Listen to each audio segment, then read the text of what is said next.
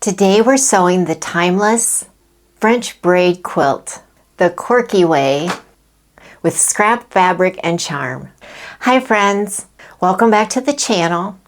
I'm Jackie and I love using scrap fabric to make quilt blocks and other items in a quilt as you go fashion. Today we're creating block number 10 of 30 in our quirky quilt series, the French braid quilt block. This block has a beautiful braided look that's easy to achieve. I'll be using gorgeous scrap fabric gifted to me by my dear friend Carol. No rules, no fuss, just straightforward sewing fun. The French braid quilt block is loved for its woven, braided look, originally inspired by hairstyles popular in France. Here are the materials you'll need for the Quirky Quilt series. For each block, you'll need scrap fabric, one piece of batting or flannel that measures 10 inches by 10 inches, one piece of your backing fabric. I'm simply using a muslin that is 10 inches by 10 inches. One piece of Pellon P44F lightweight interfacing that measures 10 inches by 10 inches. This is optional. You could sew your block pieces directly onto the batting if you would like. I'm using the interfacing as my canvas so that I can lay out the pieces easily. Various pieces of 2-inch wide scrap fabric pieces. To join the quilt, they will be 10 inches by 2 inches, and we'll need some longer pieces for joining the rows. A rotary cutter with a pinking blade or pinking shears, or if you're cutting a raw edge piece for your block, you could use your straight scissors. And I do have some Elmer's washable school glue to baste my backing fabric to my batting. Pins or clips, invisible thread for the top thread, and black thread in your bobbin if you're doing the hand look stitch, which is number 27 on my Brother PS 500. You could also use a light gray thread for the top thread and black thread in the bottom. And I do have a free pattern for you so that you can follow along. The link to the pattern will be in the description box below. We're using scrap fabric, and each piece of fabric has a pinked edge. And we have enough fabric here to construct a 10-inch block. It's perfect for quilts that are warm, comfortable, and regularly used. A great project for beginners or anyone looking for a relaxing quilting experience. You'll find your PDF pattern link in the description box below so that you can follow along. And it looks like this. And then you'll have in the pattern all of the pieces that you'll cut out.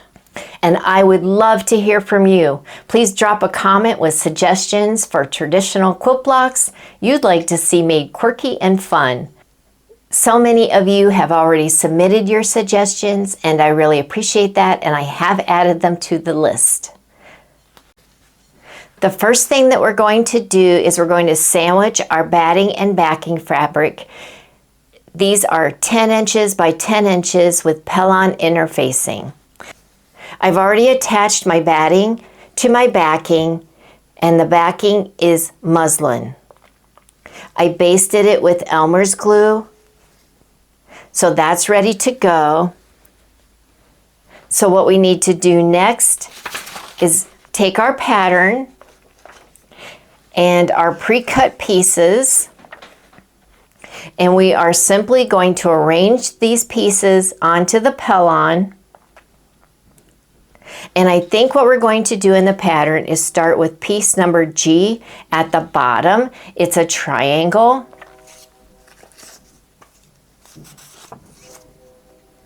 Like this.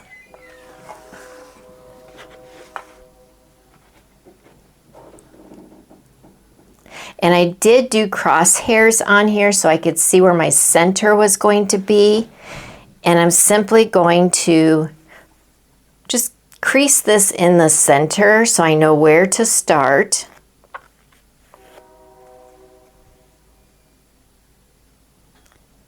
And we're laying our first piece right there. Now in the pattern, the next piece at the bottom is H. So I'm going to grab an H.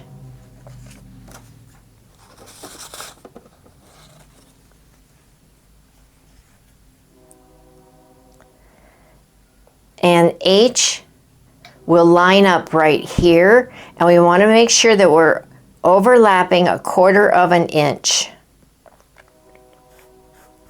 That looks good.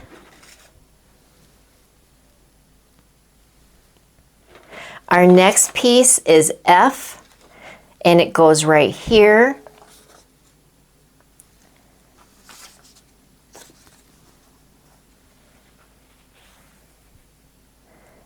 And we'll overlap that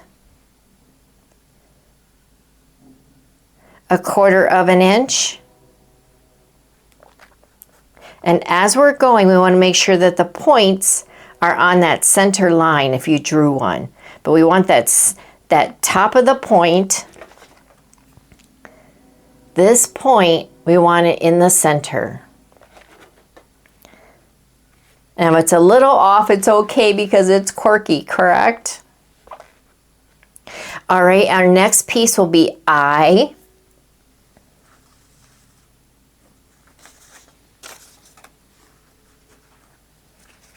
And I think I'll give I a quick press.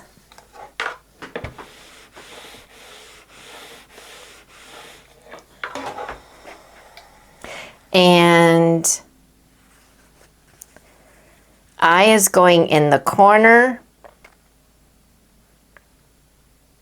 overlap 1/4 inch. Just like that, and again we want this point here, try to keep them all in the center. And it looks like this. And then we need a piece of E. And I think this needs a quick press.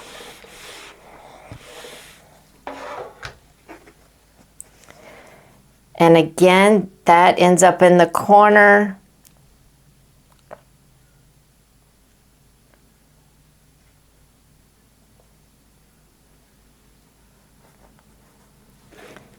And that point is in the center.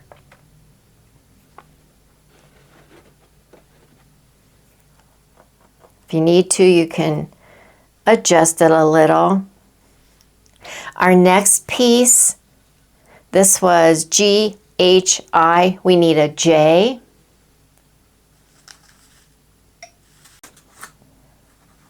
Our next piece is J, and there are 3 J's in the pattern. So we're going to take this one,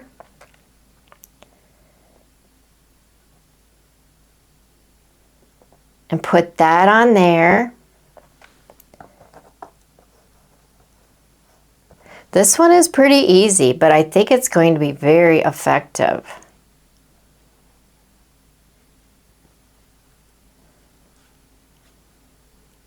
And it may overlap, which is fine, because we can always trim that. And then on the other side, we need a D.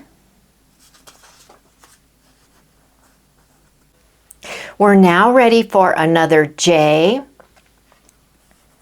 So we'll take another one. And we'll lay that one up here.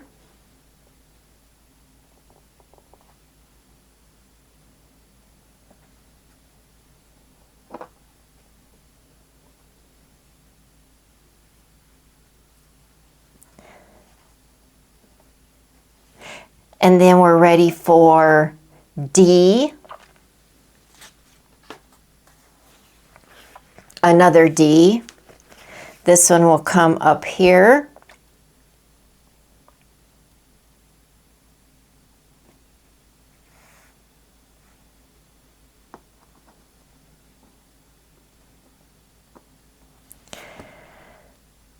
A C.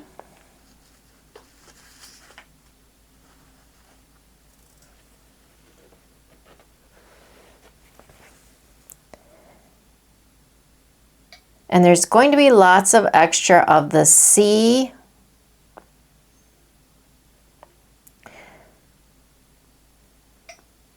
Yeah. So we're just going to go with it, and then we can do some trimming. That was the C. And scrunch that back in there. And then we had G, H, I, J, J. Then we need another J.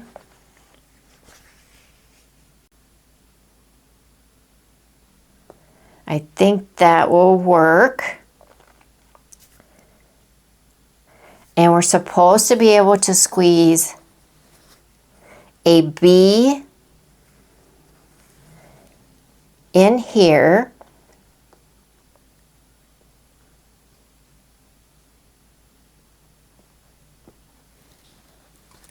And a B over here. And then we have these two triangles. They will go in the corner.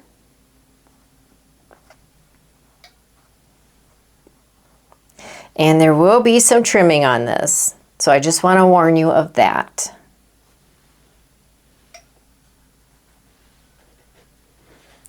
Isn't it cute? And this would be the time to do any adjusting that you want to do.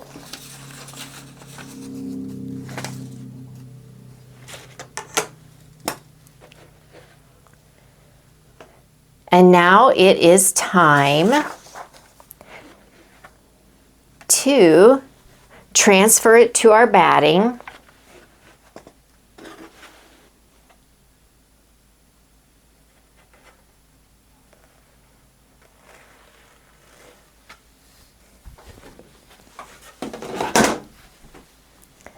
Make sure nothing adjusted on us. And we want to see where that pellon is.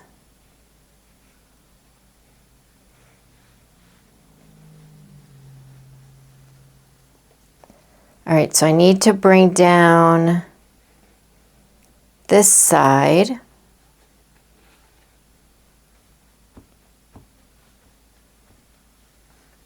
And I think our pellon is good there.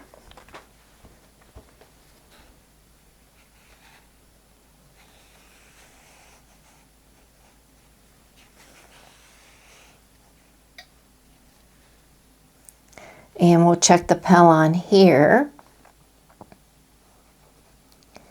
That did fold under, so you just want to be careful of that. But now it is in place.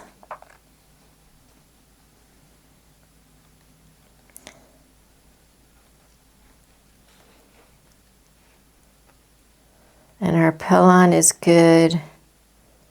I think I need to bring it up just a little more.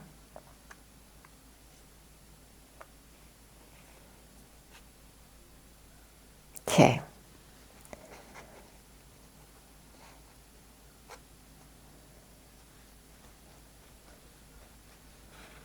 What happens is when I'm making the pattern, I do a 1/4 inch seam allowance to allow for the overlapping, and sometimes I miscalculate, but it's perfectly fine. Once we trim this, it'll be fine. So let's give it a quick press. I think I'll bring this down a little.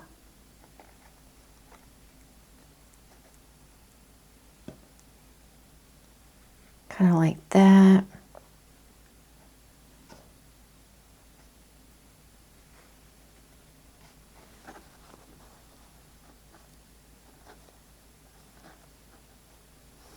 And I'm just kind of feeling where all the edges are. And I know I have like kind of a center line, which is very good. All right, let's go ahead and press this.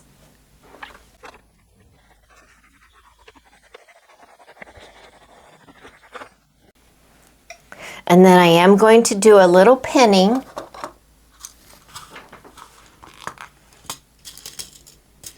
like up in the corners because I don't want these corners coming off. Going over to the sewing machine, I'll put in my invisible thread in the top and the black thread in the bottom. And we're going to put together our French braid, quirky style. And then I will trim it after I have sewn everything.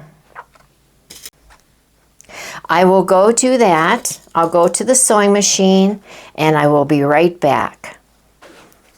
Look how quirky this is. Let me make sure that's the back. That looks pretty good.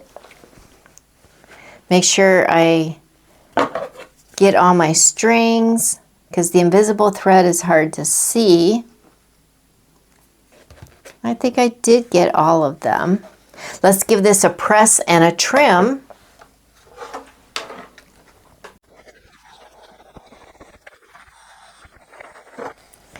And then we can flip this over and get this, we'll flip the block over and we'll get that trimmed up.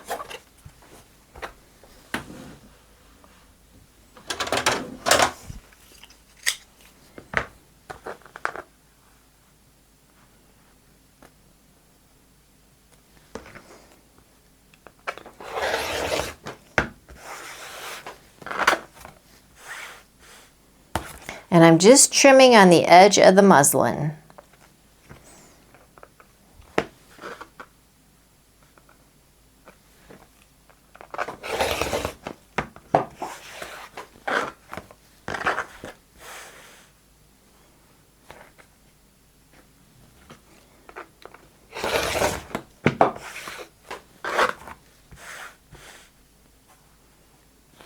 And this side just needs a little trimming.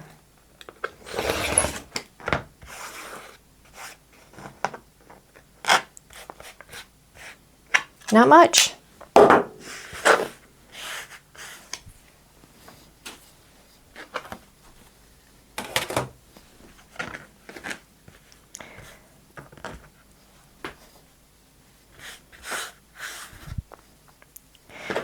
This is so darling.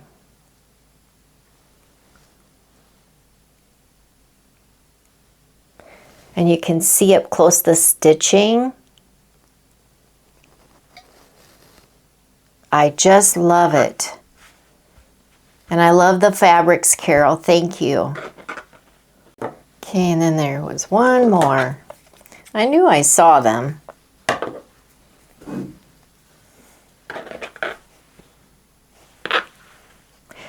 Now you know what time it is. It is time to join. A viewer had a question in the comments section. Do you think it would work to sew the sashing pieces together first along the centers and then fold raw edges into the stitch line? The point being, you could use where you sewed as a seam guide. So these are 2 inches, which means I need to mark this at 1 inch. So I'm going to set up my sewing machine to sew right down the center. And I have this handy dandy little guide, and I can mark 1 inch on here. I just put my needle, there are little holes on this guide, so I can put my needle down in there.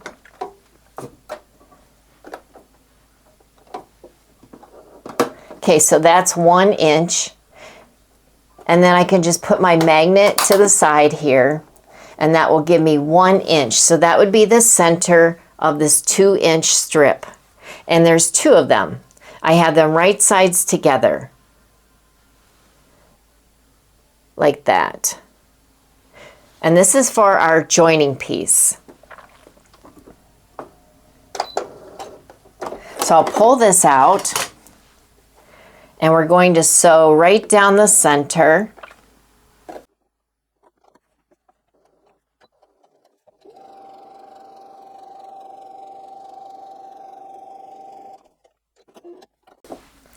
All right, so this is sewn down the center. You can't see the seam line, but what we're going to do is open this up and press down. And when we get ready to join our strips, you'll fold this over and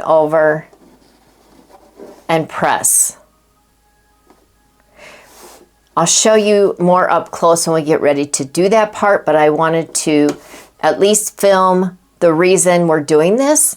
I love when you guys comment and you have suggestions because we're going to try it, right? Anything that'll make it easier. So we have this piece that we've sewn up the center. So there's 1 inch on each side, we hope. That looks pretty close. And they were right sides together. So we have two 2-inch strips.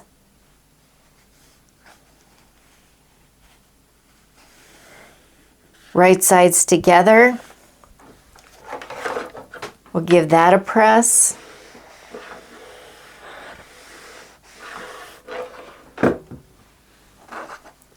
And you can see where I sewed down the center. It's very hard to see because these are light fabrics. And then we're just going to open it up, press down the center again,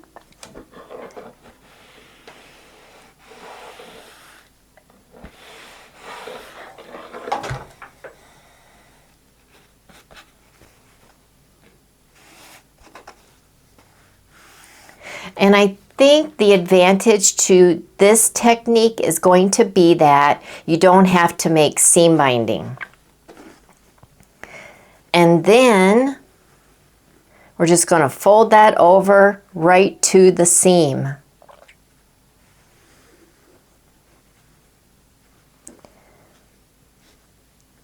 And press.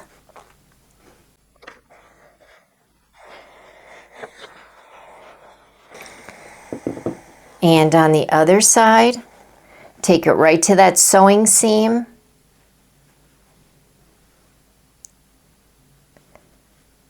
And press. And the other side, same thing. We're just going to fold up. Oops. We're going to fold up and press down. Also, the advantage of this is you can see the other edge.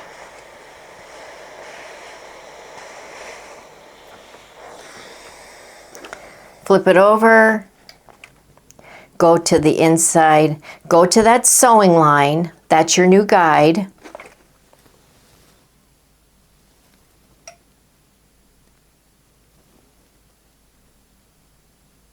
The sewing line is right in there. And fold that over right to the sewing line.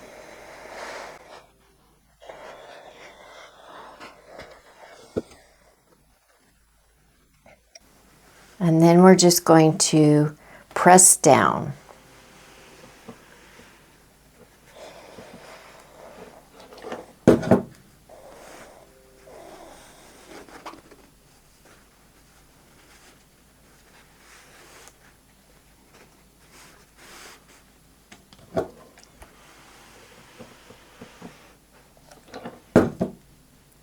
Then we'll be tucking our blocks into here.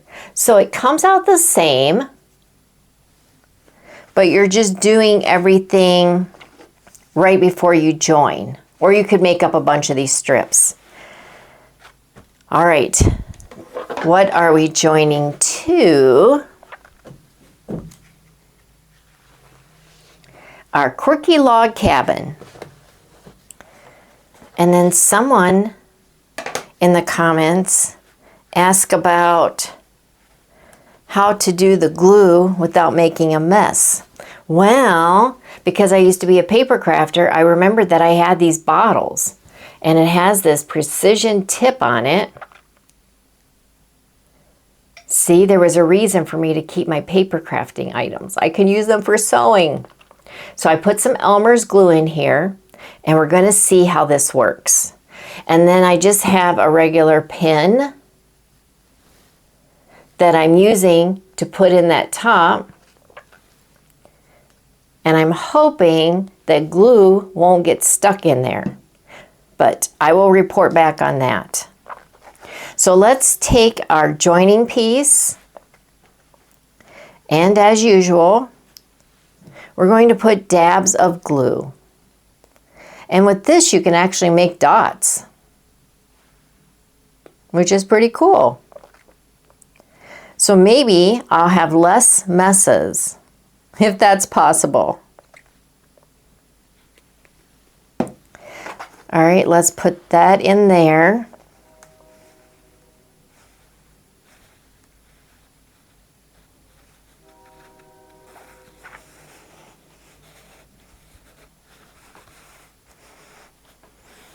And then we'll flip this up. Glue dots on this side. There we go.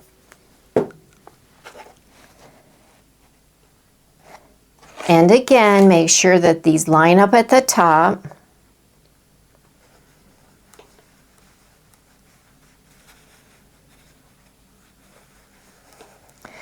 Press that.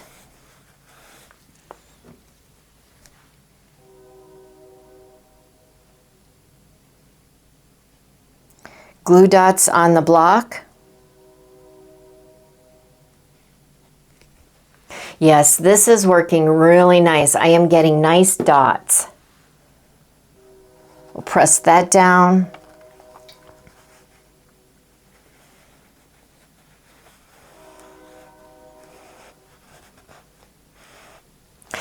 Press again.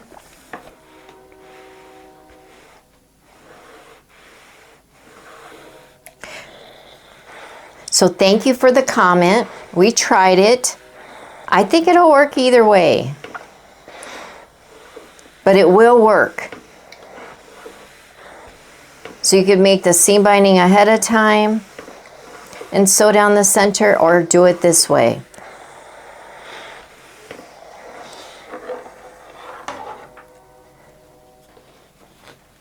And before I go to the sewing machine, this is what it looks like.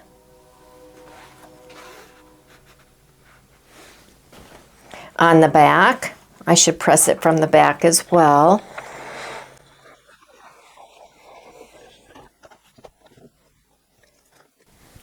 I'm going to the sewing machine,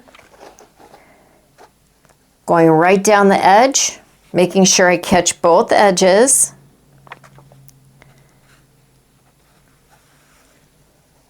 On both sides. When I have that done, I'll be right back. Before we wrap up, I want to leave you with a Bible verse and a final thought to encourage you. Be of good courage, and he shall strengthen your heart, all ye that hope in the Lord. From Psalm 31, verse 24. Just as each scrap piece beautifully contributes to the whole quilt, remember, you are a unique piece in God's design. Stay hopeful and courageous, knowing He lovingly stitches every aspect of your life together.